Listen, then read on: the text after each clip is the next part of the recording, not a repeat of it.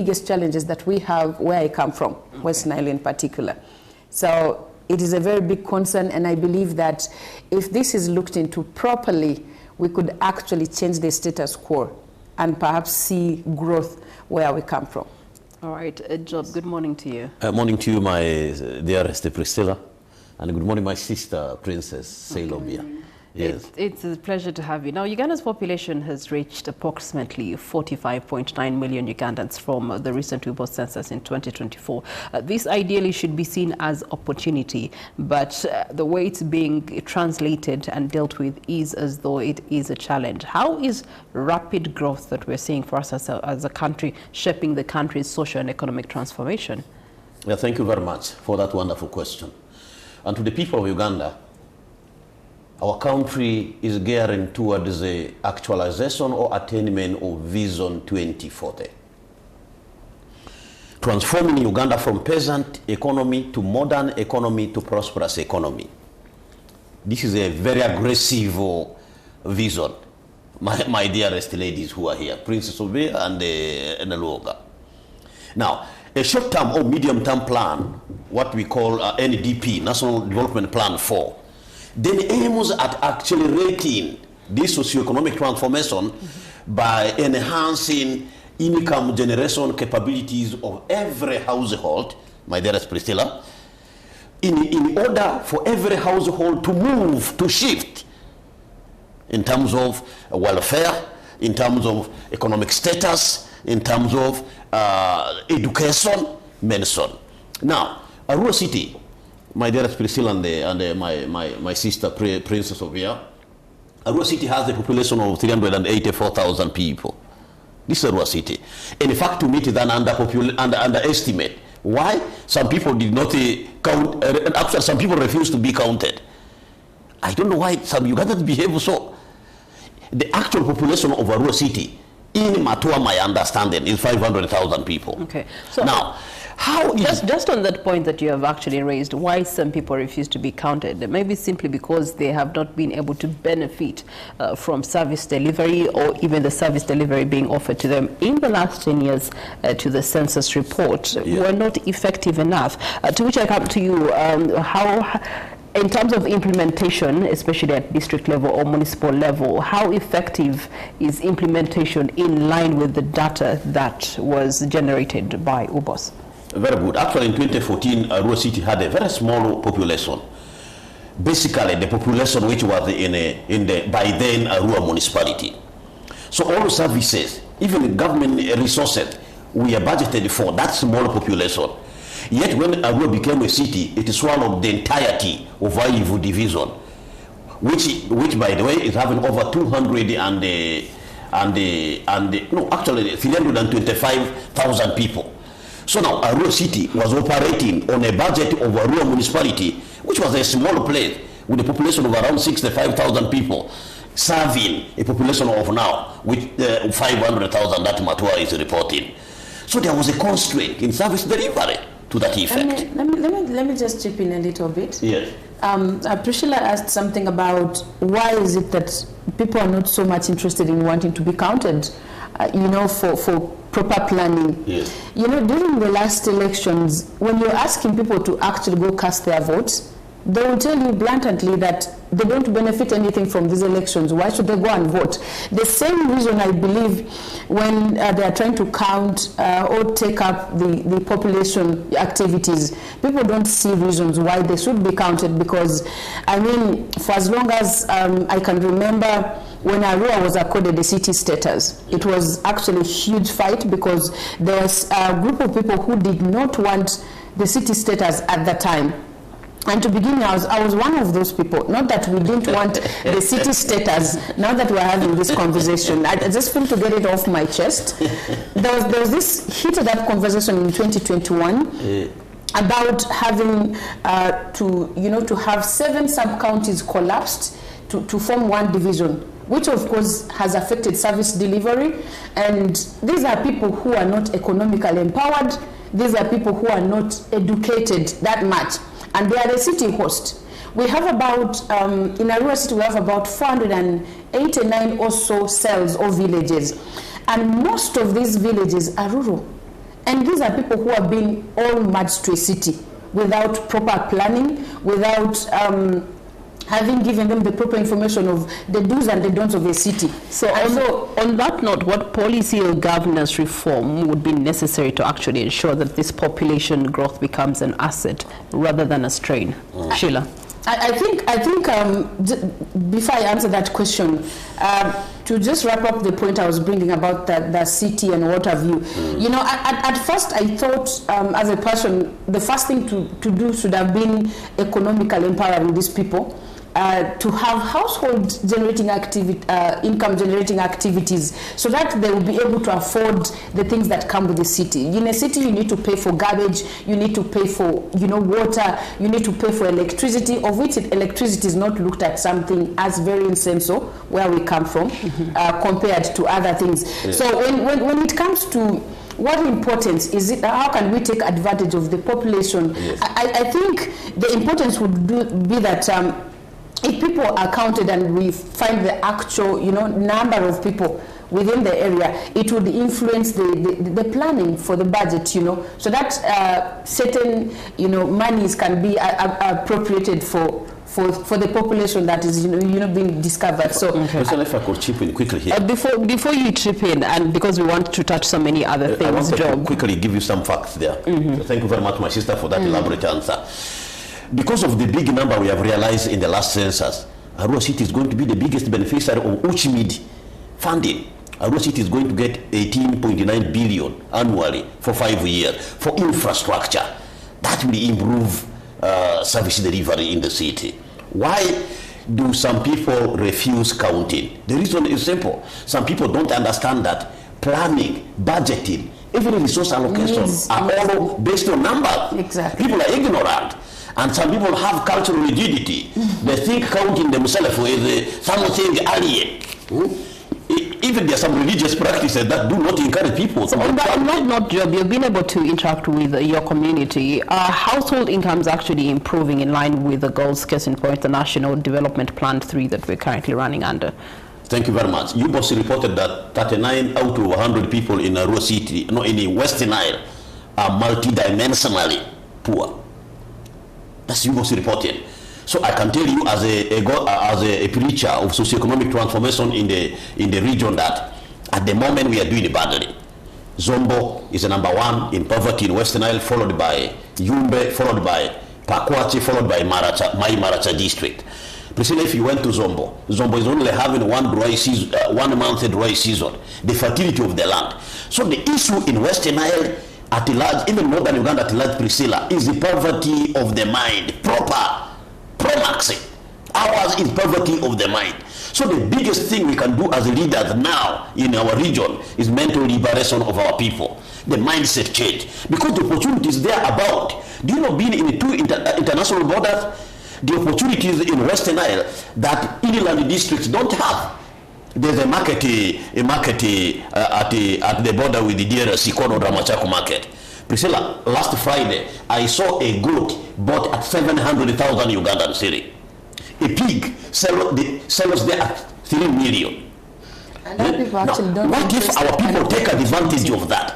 You will find even a Langis take chicken all the way from Lango to sell in that market. And there is another Lubara who is just even in the very place where the market is, and is doing nothing. So mindset being the solution. But how about the young population, Sheila, that we also need to pay attention to? Because right now, it's seeming like it's another developmental burden. Yesterday's front page on the Daily Monitor had an arrest, a police chikwekweto that had been done, and so many young people aged between 12 and 18 years were actually arrested in that police roundup. The population can be meaningful. It can be opportunity for job creation. It can be opportunity for emerging urban centers. But how do we utilize this opportunity? About young people, I think we're not taking advantage, or we're not seizing opportunities of being in those borders that are very lucrative in terms of business. But for young people, the young people in West Nile and in Arua particularly, there's a very big problem. You know, the young people, I don't have the statistics to be exact, but the majority of the young people are not school going. They do not see the importance of having been educated. They look at, you find someone reaches primary 5 and then they think that's the end of it, or there could be a challenge of school fees, or maybe a parent not having what it takes to take this child to school.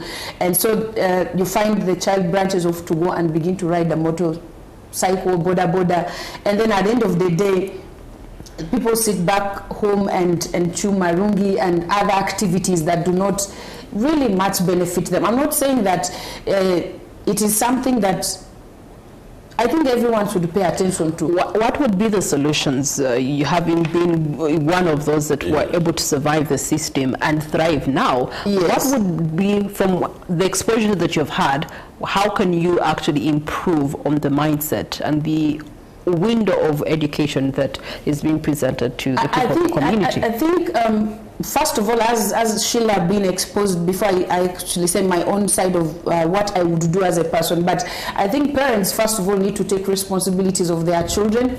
Leadership or parenting starts from home.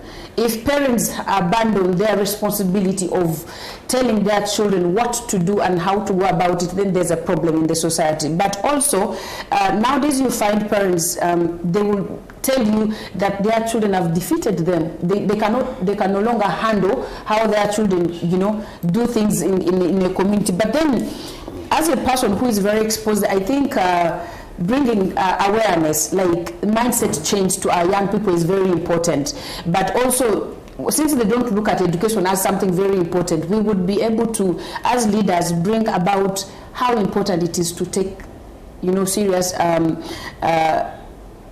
serious actions about education. Children who don't go to school, what can we do to have these children educated? Can we make the parents understand that it's very important for your child to go to school, because the mindset will have it changed if somebody is very educated. You would not be having me here if I was not educated, to be honest. So we need to have education as a priority. We need to see to it that going to school is not something that someone can skip. Okay. And it's something that leaders should begin with, so that we'll be able to change. Speaking of leaders, we have a leader here. Job, how are you translating education into productivity and better earnings? Yeah, thank you very much. I wanted to quickly make a small rejoinder to what my addition to what my wonderful sister has said. My dear Priscilla, Uganda has been transforming socio-economically. It's a fact. In 2014, we had 39% of Ugandan outside money economy. That population has reduced to 33.1%. And we expect by the end of 2030, that population will be much lower, and we wanted even below 15%. So on a national scale, Uganda is transforming. But what are the actuals in northern Uganda? Even when Uganda, the population of those people who are now outside money economy is 33.1%, for northern Uganda, it is above 40, with Western Nile having 53.5% of the homes still outside money economy. So now, the leaders, all leaders in northern Uganda, myself inclusive, must go and mobilize our people to engage in income-generating activities. When bishops went to Rome, Pope Leo guided that all Christians in Western Nile should be mobilized to use agriculture to overcome unemployment, to use agriculture to overcome poverty. It is now a doctrine in Catholic Church. I want to thank Pope Leo very sincerely for that decision. He has now guided the Catholic Church, the entire Catholic Church. In fact, he has told the bishops to inspire the youths to use agriculture to overcome unemployment. Okay. On that note, as we come to the crown of this conversation, I'm going to start with Sheila. In as much as you're looking to the bigger pictures of joining maybe East African legislation and leadership, but still, when we focus to our own country, there's so much that needs to be done. What interventions would you recommend be focused on to prioritize improvement in households' incomes, so that there's a different story in the next 5 years? I think I would begin with tax exemptions. If we have tax exemptions from small startup businesses, that would actually boost the businesses and the income of our local people. And also, if you look at education still, education is one of those key things that we should be focusing on. If we focus on education, we would be having people whose mindset is shifting, and then the priority changes. And then, the priority changes, and then people will begin to understand what is it that they need to do to make, to change. But also, I think the loans, people are being eaten up by the interest rates. Like these the microfinance, these people who are lending money to people, they have a lot of interest rate that is, taking up all that they're making. So you find someone is giving a loan of 10% with 10% interest. So what is it that this person is going to get out of this money at the end of the day? It literally, to me, it's like they are making more money for those who have given to them than them making the money. So I would think that government should look into these issues of these people who are lending money, so that they can be able to reduce, actually even make less interest rates, so that these people can be able to make more money. Okay. So I think those are things that can somehow maybe change. Job, what bold policy shifts must we take as a country to accelerate ourselves to the socio-economic transformation? One, we must surgically reduce the financial lending rates. The reason for which Uganda Commercial Bank was sold and the banking sector was privatized was that interest rates would fall down. And the argument of the likes of Dr. Ezra Suruma was that interest rate will never fall down if we leave predators in charge of this. And Dr. Suruma has won. Mutabiris, we are on the other side, that when you liberalize the banking sector, interest rate will come down. At the moment, interest rates are very predatory, 20%.